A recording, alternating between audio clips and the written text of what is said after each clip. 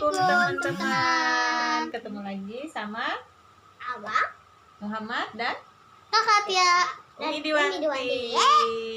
Ya, hari ini kita agak kesiangan, ya nggak apa-apa. Kita lanjutin yang kemarin, teman-teman ya. Itu apa kemarin? Masih ingat nggak? Bersabar dengan Ujian. kode dan kode. Sabar menghadapi ujian atau Ujian cobaan dan ridho terhadap kodok. Ya. Nah, kita masih bahas kemarin tentang sabar. Tentang ujian ya kemarin. Ujian itu kemarin pertama Allah ingin memberikan jalan ke surga. Ah, betul. Jalan ke surga. Terus yang kedua, Bang? Yang kedua, tanda Allah cinta. Iya, yang kedua tanda Allah cinta. Terus ada lagi nggak kemarin? Ya, kalau Allah memberikan kita ujian akan memberikan keberkahan yang sempurna. Oh iya, pahala yang sempurna, yang tidak ada batas. Oh iya. Nah. Kayak memberi. Tidak ada batas tadi, nggak ada batasnya, masya Allah ya. Luar biasa banget ya. Jadi kemarin kita pas sudah belajar itu, kalau dapat ujian, jadinya merasa apa? Sabar. Iya, senang jadinya ya. Di sisi senang, hati kita menyembah. Alhamdulillah. Allah kasih ujian berarti Allah. Itu mulut kita berdoa. Oh iya betul. Hati kita bangga, bahagia ya karena diberikan Allah cinta, diberikan Allah jalan ke surga, diberikan rahmat, diberikan keberkahan dan diberikan pahala yang tidak terbatas ya. Kemudian mulutnya berdoa. Masya Allah. Iya betul. Nah kemarin yang paling gede ujiannya siapa kemarin? Para nabi dan rasul. Nah ya, kemudian orang soleh setelahnya. Ya, jadi orang itu pasti nanti akan semakin soleh, dia akan semakin banyak ujiannya ya Bang ya. Oke. Makanya biasanya abang semakin baik semakin banyak. Ya iya. Karena orang semakin betul, mau naikkan derajat kita ya kan. Oke. Nah kita lanjut ya teman-teman. Yang berikutnya ada hadis riwayat dari Abu Sa'id Al-Khudri radhiyallahu anhu. Sesungguhnya Rasulullah pernah bersabda ya, barang siapa yang berusaha untuk sabar. Nah jadi kita udah tahu tuh kemarin ya keistimewaan ujian. Maka kita harus menghadapinya dengan sabar. Nah maka sabar ini dikatakan di sini ya, waman yatasabbar yusabbarhullah ya. Barang siapa yang berusaha untuk sabar, maka Allah akan menyabarkannya. Jadi kalau kita berusaha untuk sabar, insya Allah kita bisa sabar. Tinggal kita aja mau berusaha apa enggak untuk menjadi orang yang sabar. Ya, betul. Nah, wa ma u'tiya ahadun an khairan wa ausa'a min sabari. Ya, nah, tidak ada pemberian yang diberikan kepada seseorang yang lebih baik dan lebih luas daripada kesabaran. Jadi kalau kita itu diberikan Allah kesabaran, maka itu adalah sesuatu yang sangat baik. Ya kan? Pilih mana nih? Diberi harta banyak tapi nggak punya sabar, atau diberikan harta secukupnya tapi punya sabar? Punya sabar. Secukupnya tapi punya sabar. Ya, yang bagus lagi harta banyak, imannya banyak dan penyabar, ya kan? Tapi yang pasti ya sabar itu nggak bisa dibeli. Jadi walaupun punya banyak uang, kalau penyarikan, nah dikit-dikit marah, bahagia nggak hidupnya? Enggak, biar banyak duit dikit-dikit marah. Orang salah dikit marah. Ya. Upil salah orang, upil salah marah. Sedikit ya. Orang nggak ada yang suka ya kan? Nah, kemudian berikutnya dari Abu Yahya Suhaib bin Sinan radhiyallahu anhu, ia berkata, Rasulullah Shallallahu alaihi wasallam bersabda. Nah, ini dengarkan nih. Wa in asobathu dharraun sobaru fakana khairon lahu. Jika ia ditimpa dengan kesulitan, maka ia akan bersabar dan kesabaran itu adalah kebaikan baginya. Nah, jadi kalau kita udah dapat ujian, pertama tadi kita sudah senang ya, karena ini ternyata cara Allah mau memasukkan kita ke surga, mau memberikan pahala, mau memberikan cinta ya, dan juga yang tidak terbatas tadi, pahala yang tidak terbatas ya. Nah, maka kita harus menghadapinya dengan apa? Dengan sabar. Dan sabar itu ternyata juga menjadi kebaikan bagi diri kita sendiri, dan itu adalah pemberian yang luar biasa dari Allah. Dan sabar itu pasti kita bisa punya kalau kita mau berusaha. Abang misalnya digangguin gitu ya, digangguin terus, abang tuh sudah diem masih aja digangguin, abang berusaha. Kalau abang mau berusaha terus pasti bisa. Jangan akhirnya berteriak gitu bang lah. Nah, sayang kan kalau kita nggak sabar ya. Insya Allah abang bisa kok, orang calon ulama besar. Nah, ini berikutnya ada dari Anas radhiyallahu anhu, ia berkata, suatu ketika Nabi Shallallahu alaihi wasallam menghampiri seorang wanita yang menangis di dekat kuburan. Kemudian Nabi bersabda, "Bertakwalah engkau kepada Allah dan bersabarlah." Kemudian wanita itu berkata, "Engkau tidak tertimpa musibah seperti aku." Wanita itu tidak mengenal Rasulullah Shallallahu alaihi wasallam. Jadinya nggak tahu kalau itu tuh Rasulullah yang lagi nasihati itu. Jadinya nyautinya menjajar orang Banjar, ikamnya mana? Ikam kada tahu pang kayak apa aku, kayak apa rasanya. Nah, kemudian dikatakan kepada wanita itu bahwa yang berkata tadi adalah Rasulullah. Nah, akhirnya dipada tahulah yang berpandir itu tuh adalah Rasul. Nah, lalu si wanita ini mendatangi rumah Nabi Shallallahu alaihi wasallam ya, tapi ia tidak menemukan penjaga pintu sehingga ia masuk ke rumah Nabi. Lalu dia berkata ya, "Aku tidak mengenal engkau." Rasulullah bersabda, "Sesungguhnya kesabaran itu pada saat pertama kali ditimpa musibah." Nah, pahamlah maksudnya. Inyani berpadahnya akhirnya mendatangi rumah Rasul.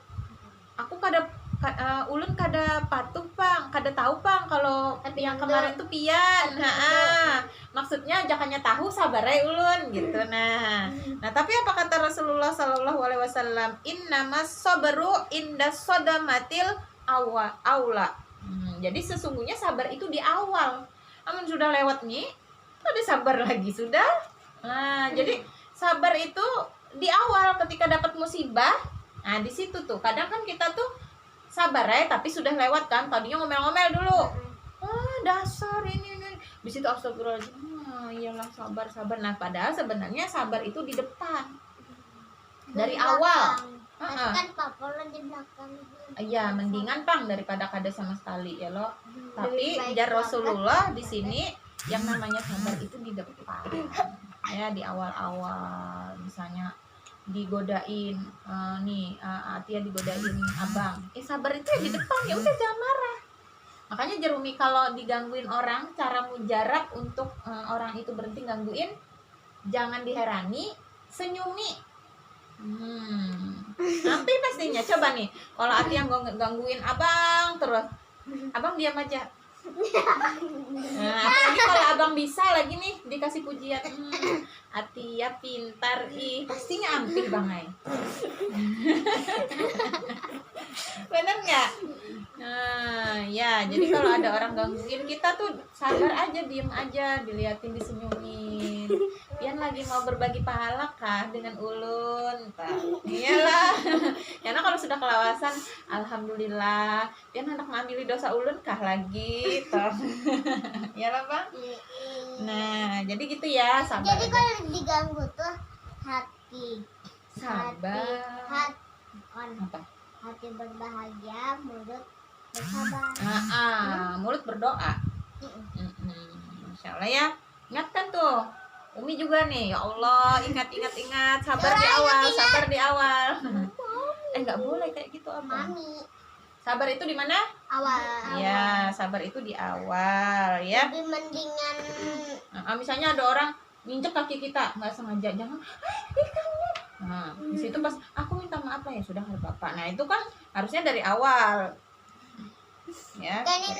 Diinjek loh. Tapi kan ada orang katanya. Tapi kan ini ada kayak misalnya kita kata teman-teman yang agak jahil, inyain dia dengan sengaja, terus kita nggak boleh marah, kita sabar, kita senyumin aja. Kamu Sambil dinasehatin. kamu mau yang ngasih aku pahala. Sambil nanti dinasehatin, Bang. Jadi sabar itu selain kita itu nggak marah-marah ya, kita juga tetap harus memberikan nasihat kalau yang dilakukannya itu maksiat ya. Jadi gini. Modelnya kayak ini nih. Nah, kita tuh kan mau marah-marah. Nah, kalau mau ngasih orang pahala dan mau ngambil itu dosa. Nggak usah, ngapain? Emang abang nggak doyan pahala mau dikasih-kasihkan orang? Tuh. Kalau mau Kayak sama-sama, banyak pahala aja. ada loh yang sama-sama berpahala. Orang itu jadi berpahala, kita juga jadi berpahala. Ya itu ada memberikan nasihat. Kalau orang itu nurut, dia dapat pahala, ya kan? Nah jadi kalau kita itu dijailin orang, tadi ya kita digangguin orang, itu kita lihat ya. Kalau dia itu nggak sengaja, ya udah kita cukup doain gitulah. Tapi kalau dia itu sengaja bermaksiat, maka kita juga perlu memberikan nasihat, amar ma'ruf nahi munkar. Misalnya tadi kata abang ada temannya yang suka jahil gitu ya, yang suka nginjek kaki kita misalnya ya, nyubit kita, misal Umi bilang. Maka abang pertama sabar ya, jangan langsung membalas dengan kekerasan. Nah, tapi kita boleh minta pertolongan. Teman-teman, Aceh tadi ngibit abang. Katanya Nah, terus sabar. yang kedua, dengarkan dulu, Mi belum selesai. Yang kedua, kita tetap harus memberikan nasihat. Ya, nasihat dengan baik ya. Oke, Mi lanjut. Dari Atta Ibnu Abi Robbah, ia berkata, telah berkata kepadaku Ibnu Abbas radhiyallahu anhu, apakah tidak perlu aku memperlihatkan kepadamu seorang wanita penghuni surga? Aku berkata, tentu saja sangat perlu. Maka Ibnu Abbas berkata, ya, dia adalah wanita yang hitam ini. Dia datang kepada Nabi seraya berkata, ya Rasulullah, aku biasa terkena ayan. Tahu nggak ayan, penyakit ayan? Yang kayak apa ya? Epilepsi. Jadi dia tuh kadang kayak pingsan nggak sadarkan diri gitulah. Nah, kayak orang apa ya? Kayak kesurupan, tapi bukan kesurupan sih, kayak nggak sadar. Nanti kadang keluar iler gitu. Iya beneran ini ada. Itu penyakit memang namanya ayan ya, atau epilepsi. Nah, jadi wanita hitam ini datangi Rasulullah ya. Dia tuh melapor kepada Rasulullah. Dia tuh sering kumat ayannya. Nah, dan sering tersingkap pada saat kumat itu, ya namanya nggak sadar kan. Kemudian dia kadang kalau jar orang Banjar kujul-kujul gitu. Nah, kan bisa terbuka tuh auratnya ya. Nah, tersingkap. Maka berdoalah kepada Allah untukku. Nah, jadi ini minta doakan supaya sembuh penyakitnya. Nah, maka di sini Rasulullah kemudian bersabda, ya, jika engkau mau bersabar, maka bagimu surga. Jadi Rasulullah, sebenarnya Rasulullah kan bisa tuh mendoakan supaya sembuh penyakitnya. Tapi Rasulullah memberikan penawaran. Sebenarnya Rasul, amunnya ikam hakun sabar, surga tuh pahalanya gitu ya. Nah, maka kemudian wanita itu berkata lagi kepada, gantinya pahala surga. Iya, pahalanya dapat surga. Nah, maka wanita itu kemudian pas mendengar itu dia kembali ya, aku akan bersabar saja. Akhirnya dia milih bersabar karena dia mau surga, ya. Soalnya surga kan apa aja mau langsung. Tapi auratku suka tersingkap. Tapi kayak apa? Aurat ulun. Ulun ini kan karena terbuka. Masya Allah ya, wanita solihah itu dalam keadaan nggak sadar aja dia malu loh auratnya tersingkap. Kadang nggak sadar kan, harusnya dia nggak dosa sebenarnya, tapi dia malu. Nah, jadi kita nih apa kalah ya sama wanita ini kalau kita sampai sengaja justru memperlihatkan aurat. Nah, apa yang kemudian dilakukannya ya? Kemudian Rasulullah kemudian dia bilang ya, untuk mendoakan supaya tidak tersingkap saja. Jadi ya kemudian Rasulullah berdoa untuknya. Jadi dia nggak jadi kawan, ini dia nggak jadi minta minta doakan supaya sembuh penyakit ayahnya, tapi dia rubah, dia minta supaya ketika dia kumat, biar aja tetap sakit, dia mau sabar karena mau dapat surga, tapi ketika dia kumat, auratnya tidak kebuka lagi. Masya Allah ya, luar biasa. Nah itu pahala sabar berarti apa? Enggak luar biasa ya. Nah jadi pahalanya enggak surga. Al kalimatut thayyibah shadaqah. Fal yakul khairan aw yasmut. Berkatalah yang baik atau diam. Karena perkataan yang buruk akan jadi dosa. Ya. Nah, kemudian nih lagi ya dari Abdullah bin Abi Aufa. Sesungguhnya ini hadis muttafaq alaih ya. Sesungguhnya Rasulullah Shallallahu Alaihi Wasallam di sebagian waktunya ketika perang beliau menunggu hingga matahari condong ke barat. Kemudian beliau berdiri di hadapan kaum muslim dan bersabda, "Wahai manusia, janganlah mengharap bertemu dengan musuh dan mintalah keselamatan kepada Allah." Di musuh itu nggak usah dicari gitu ya. Tapi jika kalian bertemu dengan musuh maka bersabarlah. Jadi memang kalau berhadapan dengan musuh itu harus banyak-banyak sabar. Musuh itu membari muar, ya loh. Ini kan masa ada muar sama musuh?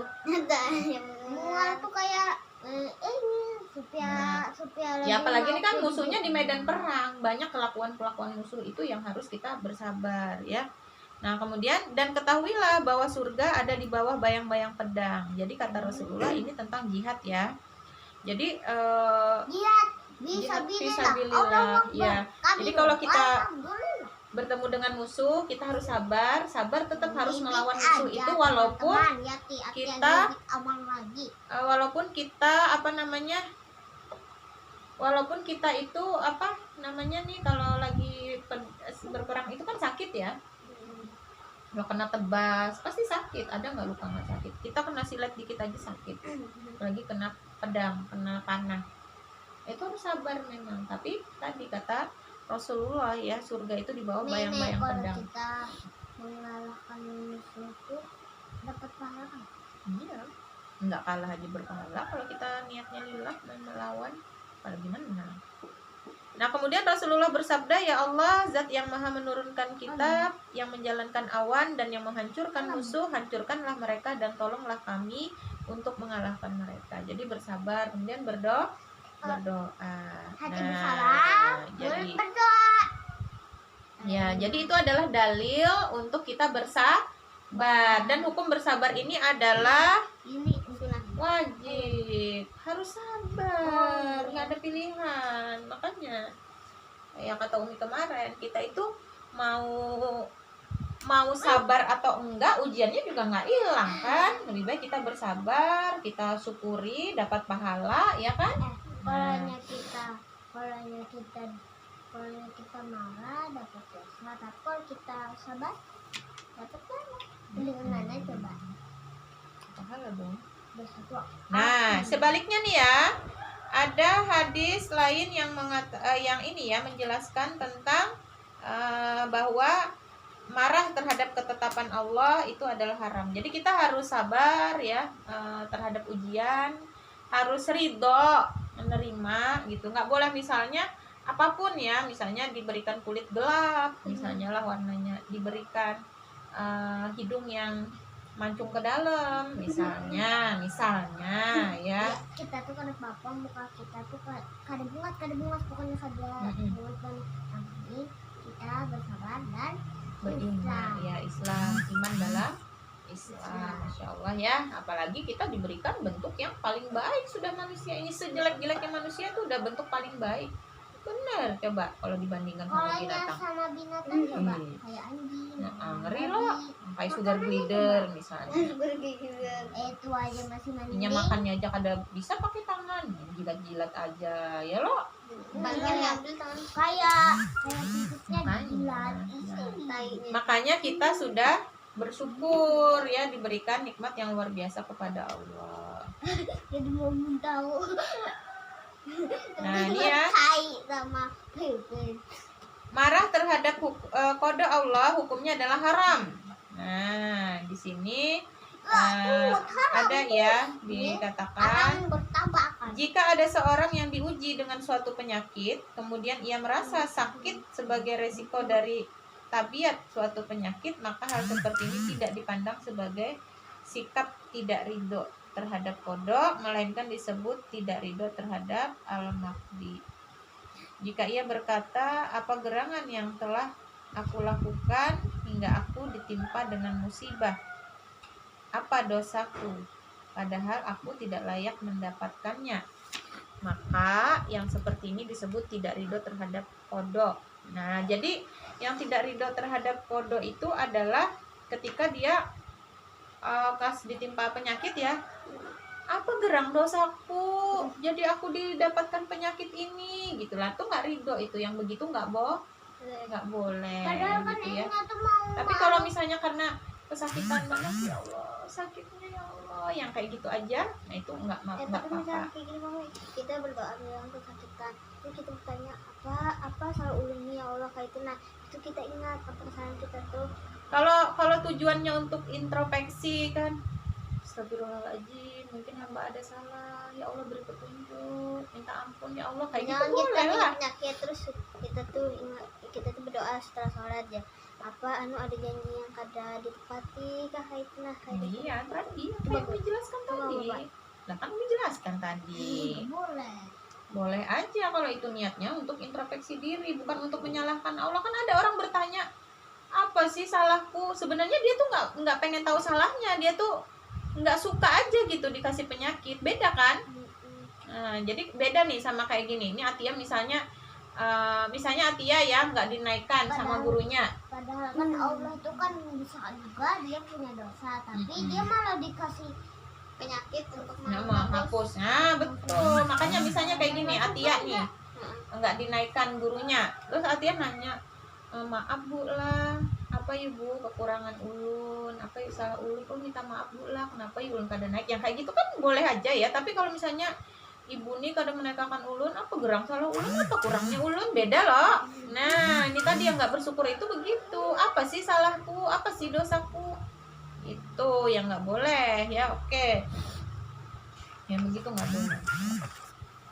Iya benar kata abang tadi, bisa jadi penyakit itu ya memang atau ujian itu bisa sakit macam-macam, kehilangan sesuatu itu juga ujian, sakit, kemudian harapan tidak sesuai keinginan itu juga salah satu ya. Nah, dan berikutnya adalah keharaman marah terhadap kodok. Ini ditunjukkan oleh hadis dari Muhammad bin Lubaid, sebagaimana telah disebutkan bahwa Rasulullah bersabda, innallaha idza ahabba qauma btalahum.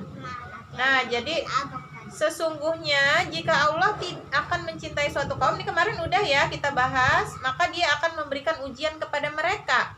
Nah, faman radiya falahu ridho. Nah, barang siapa yang bersabar, maka kesabaran itu bermanfaat baginya ya. Waman sahito falahu sukhtu. Nah, dan barang siapa yang marah, maka kemarahan itu kembali juga kepadanya.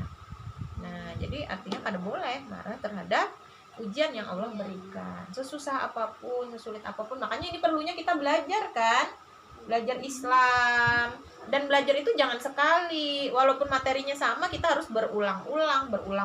Kadang kita tuh suka lupa. Jadi pas ikut kajian lagi, oh iya ya, ternyata ujian itu tanda cintanya Allah, ternyata ujian itu tiket ke surga dari Allah, ternyata ujian itu cara Allah mau ngasih pahala yang tanpa batas, oh ternyata ujian itu adalah Allah mau kasih keberkatan yang sempurna. Masya Allah. Dan Allah mau tanda sayang. Iya, tanda cinta Allah gitu kan. Nah kalau kita ikut kajian seperti itu kan pasti di dalam hati kita tuh bisa berubah, yang tadinya sedih banget jadi apa, sedih senang. Oh iya, berarti kalau hamba dikasih ujian, berarti Allah cinta gitu. Coba bayangkan kalau hidup kita nggak ada ujian. Nah berarti Allah nggak cinta sama kita. Lempeng aja apa yang kita mau kabul semua. Nah, bisa juga kan itu kayak istidrot. Nah, padahal kita juga banyak kesalahan misalnya lah. Nah, itulah. Jadi kalau Allah kasih ujian bisa jadi tadi kesalahan kita banyak, Allah pengen hapus sampai akhirnya Allah itu pengen kita itu berjalan di muka bumi tanpa dosa. Masya Allah ya, luar biasa ya. Allah tuh sebenarnya sayang, tapi kelihatan kayak nggak sayang. Dia kayak Umi ke abang, kelihatannya nggak sayang, padahal sayang.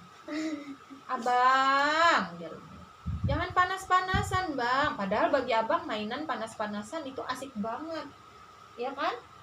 Nah kayak gitu, Allah juga kayak gitu. Dan Allah itu lebih maha tahu daripada Umi. Kalau Umi bisa aja salah, ya kan?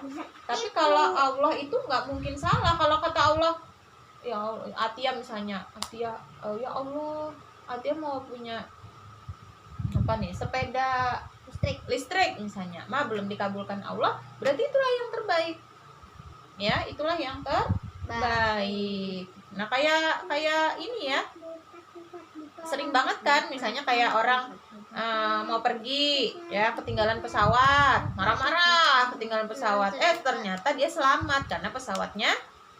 Nah musibah itu kan sering, makanya kita nggak boleh sebenarnya. Kalau kita sudah berusaha sebaik-baiknya kemudian tidak sesuai harapan, maka bersabarlah. Tapi kalau kita memang belum berusaha baik, ya harusnya introspeksi, harusnya kita marah sama diri sendiri, ya kan? Misalnya kita yang memang suka telat bangun, kita mau misalkan kita mau naik pesawat tapi nggak bisa, ternyata Allah nggak bisain karena kita dilindungi dari Allah.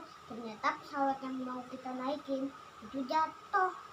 Itu yang kayak tadi barusan kami omongin kan.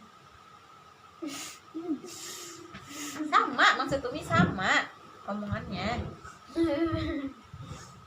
Nah nih hadis dari belum sampai sini, yang sini dulu.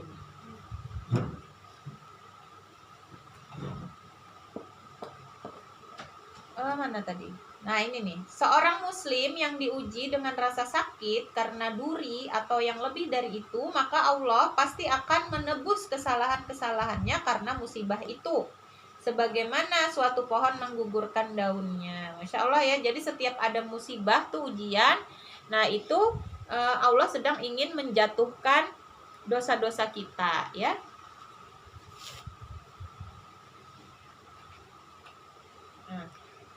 Berikutnya ya, hadis dari itu tadi muttafaq alaih ya, abang. Satu duri atau yang lebih dari itu yang menimpa seorang mukmin, maka pasti dengan duri itu Allah akan mengurangi kesalahannya. Dalam satu riwayat dikatakan nukusyu, artinya kami akan mengurangi ya, Masya Allah. Jadi kalau ada di tempat ujian termasuk ketusuk duri, ketulahangan misalnya lah, atau tadi kesabet pisau dapur misalnya ya, nah itu juga akan mengurangi dosa-dosa kita ya. Oh, berarti kalau kita kena musibah mengurangi dosa. Iya, mengurangi dosa, memberikan pahala kan. Walaupun musibah kecil sampai banjir yang di Kalimantan kemarin itu menghapuskan dosa-dosa. Nah, iya nih pertanyaan Kak Tia bagus ya. Gimana banjir kayak kita kemarin di sini ya? Kalimantan. Banjir parah. Nah, kayak apa tuh banjir itu? Ya kita harus sabar ya. Kita yang kena musibah banjir itu harus bersabar.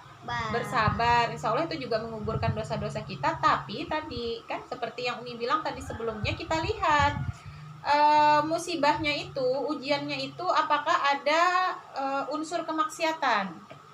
Kalau dia memang tidak ada kemaksiatan, ya kita cukup bersabar saja gitu ya. Tapi kalau ternyata di balik itu ada kemaksiatan, ada kelalaian, maka kita harus beramar ma'ruf nahi mungkar. Misalnya kayak banjir kemarin itu akibatnya apa? Pohon itu bang. Nah, karena ternyata hutan-hutan di Kalimantan itu teman-temannya itu sudah iya pada ditebang, kemudian digali, batu baranya diangkut gitu ya. Jadi rusak akhirnya sampai kemudian ketika hujan turun itu tanahnya nggak bisa menyerap, pohonnya habis, tanahnya rusak gitu ya. Kemudian yang di daerah rawa seperti di Banjarmasin, daerah rawa-rawa ya, itu apa namanya, yang harusnya sawah gitu ya, dijadikan perumahan dengan sistem uruk ya. Jadi dimasukkan. Jadi gunung-gunung yang di Banjarbaru dikeruk.